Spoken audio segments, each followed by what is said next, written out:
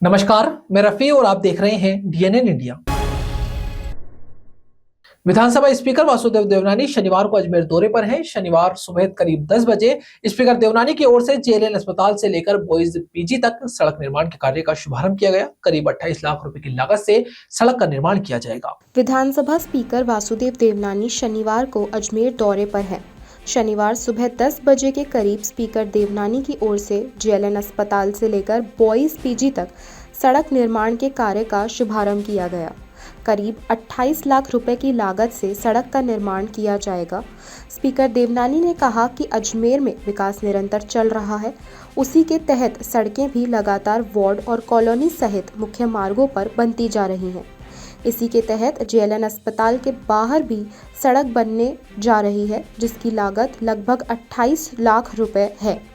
बताया कि ठेकेदार को सड़क निर्माण के दौरान निर्देश भी दिए जाएंगे कि जहां जहां सड़क पर गड्ढे हो रखे हैं और पानी इकट्ठा होने की संभावना बन रही हो, वहां पर सीसी निर्माण करवाया जाए, जिससे कि सड़क लंबे समय तक बनी रहे। कहा कि सड़क का उपयोग ज़्यादातर मरीज, अस्पताल के चिकित्सक, मेडिकल स्टूडेंट्स व आमजन करते हैं, तो यह सड़क मुख्य सड़कों में से एक है, जिसके निर्माण का आज शुभारंभ किया गया। सड़क बनने के बाद कई लोगों को राहत मिलेगी। जहां कार्यक्रम के तहत विधानसभा अध्यक्ष वासुदेव देवनानी का माला व साफा पहनाकर स्वागत किया गया। जहां कार्यक्रम के दौरान जेएलएन अस्पताल के प्राचार्य समेत अस्पताल स्टाफ मौजूद रहा। अजमेर में थोड़ा अपना माइक दिखाओ, विकास नहीं दिख रहा मेरे को। निरंतर चल रहा है। उसके तहत सड़कें भी लगातार वार्डों में, कॉलोनियों में और मेन मुख्य मार्गों पे भी लगातार कोई पीडब्ल्यूडी से, कुछ एडीए से, कोई निगम से बनती जा रही हैं। उसी क्रम में आज यहाँ पर जेएलएन हॉस्पिटल के मुख्य गेट से लेकर के और पीजी छात्रावास तक ये सड़क डामर की सड़क बनने जा रही है, जिसकी लागत लगभग 28 लाख रुपए है। इसके साथ मैंने इंजीनियर और ठेकेदार से आग्रह किया है कि इसके बीच में जहाँ जहाँ पानी सड़क क्रॉस करके टूटती है, उस टुकड़े को थोड़ा सीसी सड़क भी बना दें, ताकि लंबे समय तक ये सड़क चालू बनी रहे। और इस सड़क का ज़्यादा उपयोग कुछ तो हॉस्पिटल में आने वाले करते हैं, कुछ बच्चे जो डॉक्टर बनने आए हैं, पीजी कर रहे हैं, वे भी इसकी सड़क का उपयोग करते हैं। और आम जन भी जो विजयलक्ष्मी पार्क पास में है, वे भी उपयोग करते हैं। इसलिए यह सड़क बड़ी महत्वपूर्ण है। आज सड़क बनने से यहाँ पे हज़ारों लोगों को राहत मिलेगी। वैसे जल्दी बन करके तैयार होगी। और इस तरह लगातार सड़कों के शिलान्यास, उद्घाटन भी हो रहे हैं। और आज पंचशील क्षेत्र में भी सारे सेक्टर्स पे सड़कें लगातार बन रही हैं। मुझे लगता है कि धीरे धीरे शायद अजमेर उत्तर की कोई भी सड़क टूटी हुई। अजमेर शहर जिला कांग्रेस कमेटी की ओर से शनिवार को रैली निकालकर जिला मुख्यालय पर प्रदर्शन किया गया। कांग्रेसी कार्यकर्ताओं ने कैबिनेट मंत्री अविनाश गहलोत का पुतला जलाकर विरोध प्रदर्शन किया। साथ ही सदन में मंत्री अविनाश गहलोत के द्वारा पूर्व प्रधानमंत्री इंदिरा गांधी को लेकर दी गई टिप्पणी पर माफी मांगने की मांग की। अजमेर शहर जिला कांग्रेस कमेटी की ओर से शनिवार को रैली निकालकर जिला मुख्यालय पर प्रदर्शन किया गया। कांग्रेसी कार्यकर्ताओं ने कैबिनेट मंत्री अविनाश गहलोत का पुतला जलाकर विरोध प्रदर्शन किया।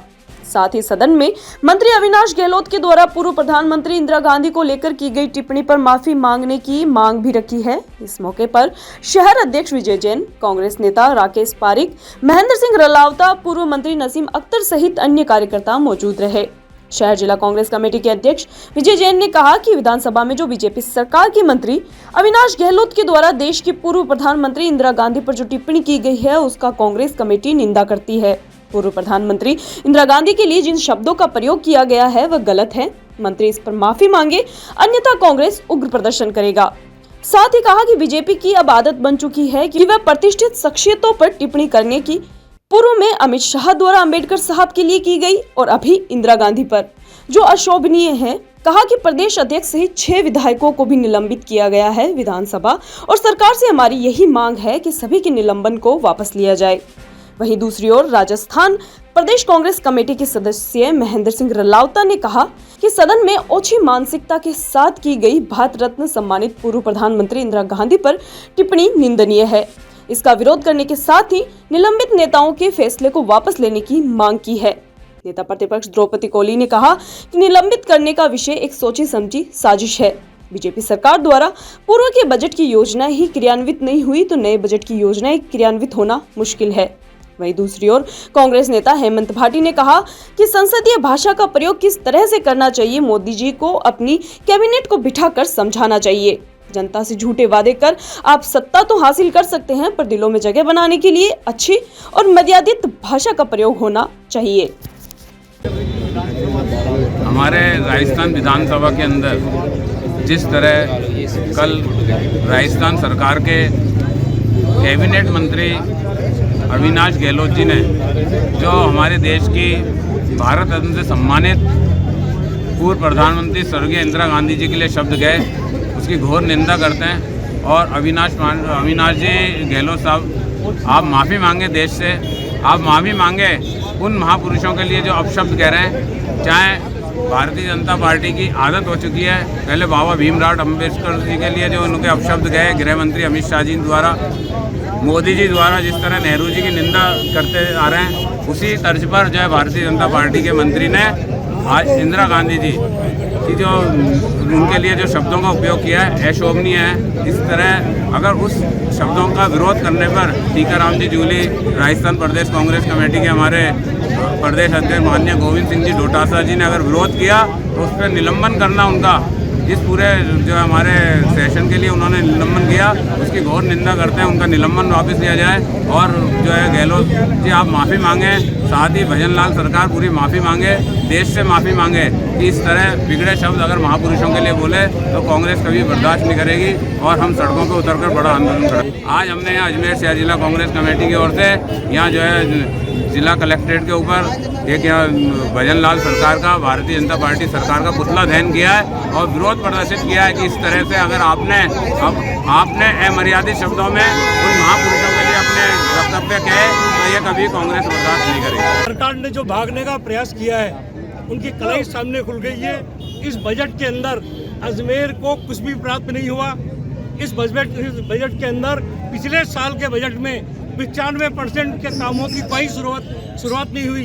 उस बात को दबाने के लिए ये हमारे यहाँ के जो विधानसभा के अध्यक्ष और पूरी भारतीय जनता पार्टी की सरकार लोगों का ध्यान भ्रमित करने के लिए देश की महान नेता, जो नेता इस देश के अंदर भारत रत्न है, भारत की प्रधानमंत्री रही है, जिन्होंने बैंकों का राष्ट्रीयकरण किया, राजाओं का फ्री पास बंद किया और जिसने बांग्लादेश का निर्माण किया, ऐसी महान विभूति के ऊपर ओछी मानसिकता के साथ जो टिप्पणी की गई उसकी मैं निंदा करता हूं और उम्मीद करता हूं कि हमारे कांग्रेस के अध्यक्ष डोटासरा जी को जो 6 विधायकों का जो निलंबन था तुरंत प्रभाव से निलंबन रद्द करे, नहीं तो कांग्रेस पार्टी सड़कों पर उतरेगी, धरना देगी, प्रदर्शन करेगी और जेल भरने का होगा तो जेल भी भरेगी। प्रदर्शन किया गया है कि जो विधानसभा चल रही थी और उसी समय अविनाश गहलोत उनका जो मंत्री है, जिस तरह से उन्होंने इंदिरा गांधी जी के ऊपर टिप्पणी की वो एक शोभनीय विषय है। और इंदिरा गांधी जी जो देश की आयरन लेडी के नाम से जानी जाती है, देश को उन्होंने विकास की राहों पे चलाया, उन्होंने आतंकवाद के आगे अपने सिर नहीं झुकाया, अपनी बलिदान देना स्वीकार किया। उस इंदिरा गांधी के लिए इस तरह के शब्द बोल रहे हैं, शर्म आनी चाहिए इनको।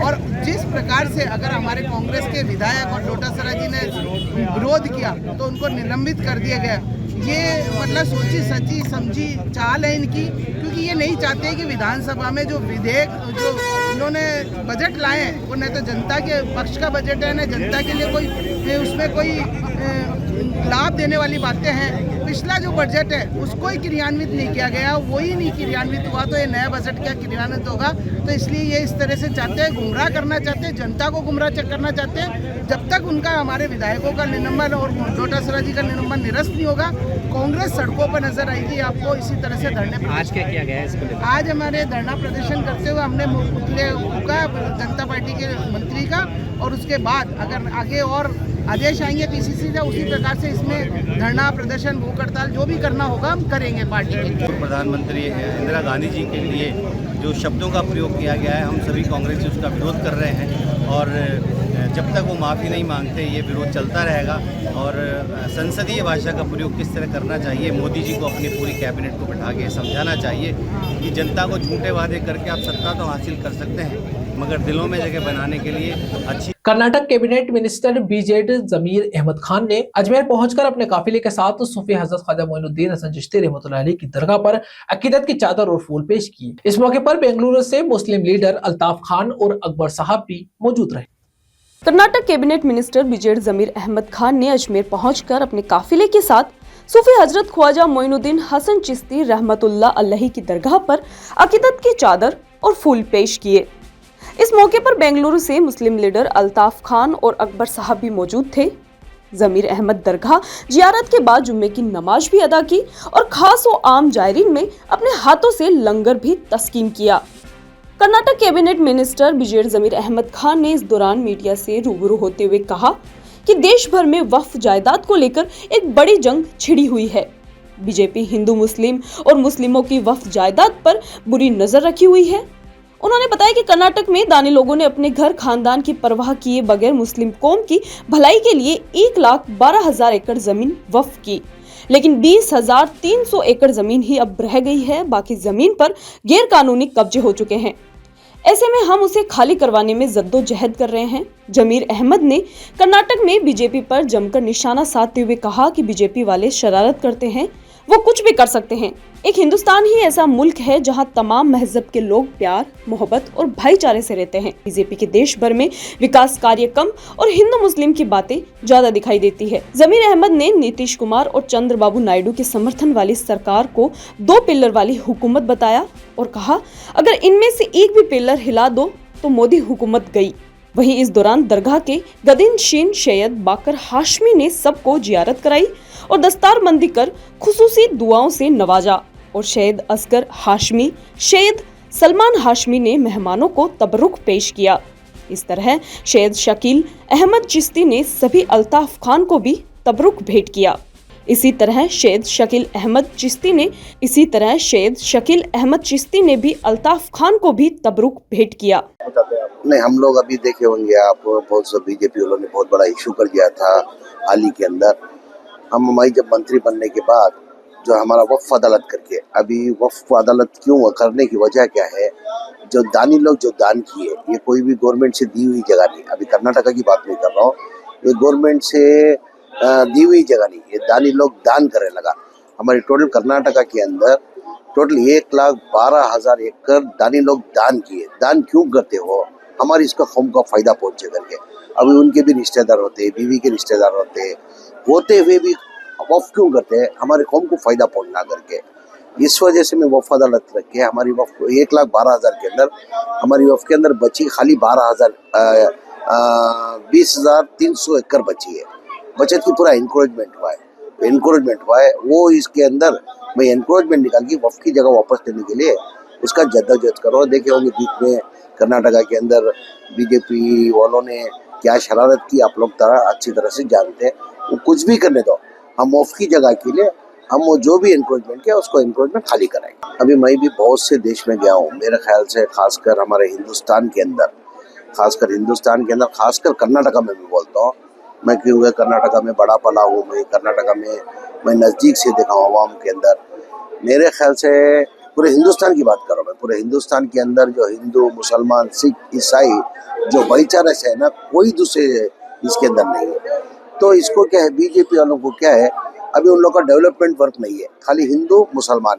अभी देखिए हो गया 2014 से प्रधानमंत्री नरेंद्र मोदी जी प्रधानमंत्री बने थे, तो एक आवाम के अंदर एक उम्मीद थी कि भाई ये गरीबी जानता है, ये रेलवे स्टेशन में चाय बेचने वाला है, ये गरीब के बारे में मालूमात है इसको, ये देश की भलाई हुई करके उम्मीद से 2014 में लेके, वो उम्मीद के हिसाब से, मेरे हिसाब से उम्मीद के हिसाब से ऐसा कुछ हिंदुस्तान के अंदर कोई काम नहीं चला। सिर्फ हिंदू मुसलमान, कभी उन लोगों का डेवलपमेंट वर्क के बारे में बात ही नहीं करते हो, सिर्फ हिंदू मुसलमान।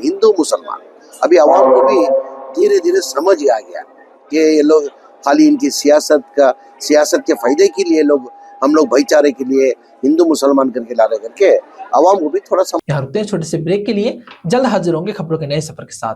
कैंसर बीमारी ही ऐसी है, चिंता तो होगी ना। लेकिन अब अपनी चिंता को बदलो विश्वास में, क्योंकि आदिनाथ कैंसर मेडिसिटी में है रेडियोथेरेपी, कीमोथेरेपी और कैंसर सर्जरी के उपचार के साथ आधुनिक सुविधाएं भी। विजिट करें आदिनाथ कैंसर मेडिसिटी एट चाची आवास Ajmer.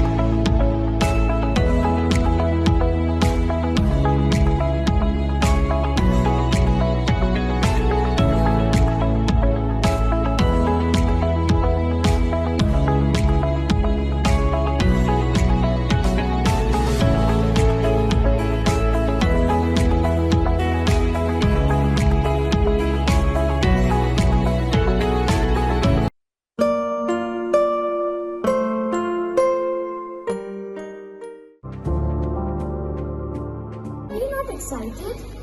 Holidays will be very boring for me.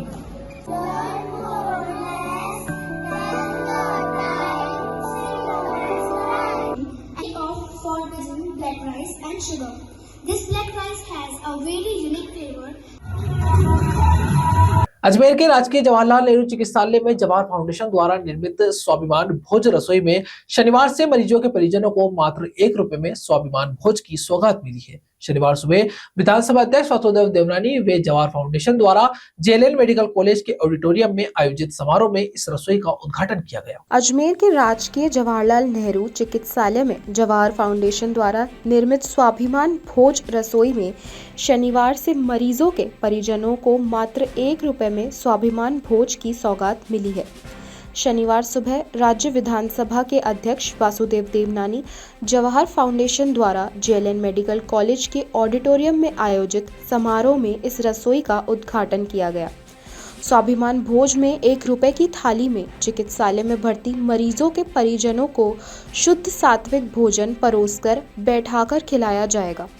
इसमें दूरदराज के ग्रामीण क्षेत्रों एवं शहर के विभिन्न मरीजों के परिजनों को शुद्ध भोजन परोसा जाएगा। चिकित्सालय में भर्ती मरीजों के परिजनों को रसोई में भोजन उपलब्ध कराया जाएगा ताकि यहां आने वाले मरीज के परिजन को किसी भी प्रकार की असुविधा न हो। इस कार्यक्रम का उद्घाटन विधानसभा स्पीकर देवनानी ने रिबन काटकर किया। देवनानी ने कहा कि जवाहर फाउंडेशन की ओर से चलाई गई स्वाभिमान भोज रसोई गरीबों के लिए ऐतिहासिक रसोई है। इसके लिए देवनानी ने जवाहर फाउंडेशन को धन्यवाद ज्ञापित किया। जवाहर फाउंडेशन की ट्रस्टी इंदु मेहता ने जवाहर फाउंडेशन में 4 साल में 10 सेंटर खोले हैं, जिसमें आज 11वें सेंटर का उद्घाटन आज विधानसभा स्पीकर द्वारा किया गया। बताया कि इस रसोई के पीछे हम सब का यही उद्देश्य रहा कि सभी को पौष्टिक आहार कम से कम दामों में उपलब्ध हो और निर्धारित राशि देकर मरीजों के परिजन अपने स्वाभिमान से भोजन ग्रहण करें। वहीं इस कार्यक्रम के दौरान कांग्रेस महासचिव शिव कुमार बंसल, महेश चौहान, मामराज सेन, जवाहर फाउंडेशन के ट्रस्टी समेत कई गणमान्य उपस्थित रहे। के द्वारा आज जो स्वाभिमान भोजन यहाँ से शुरुआत की है, मैं इनको बहुत बहुत शुभकामनाएं देता हूँ, बधाई देता हूँ। जो गरीबों के लिए इन्होंने ऐतिहासिक काम किया है, इसके लिए धन्यवाद के पात्र हैं, साधुवाद के पात्र हैं। ये खूब आगे बढ़ें और बढ़ते रहें। भोजन बहुत अच्छा है, मैं इनसे अपेक्षा करूँगा ऐसा भोजन और ऐसी क्वालिटी सदैव बनाए रखें। ठीक है। सिर्फ बहुत खुश हैं हम इस अवसर पे, क्योंकि हमने ये अपना बेंचमार्क जो 10 का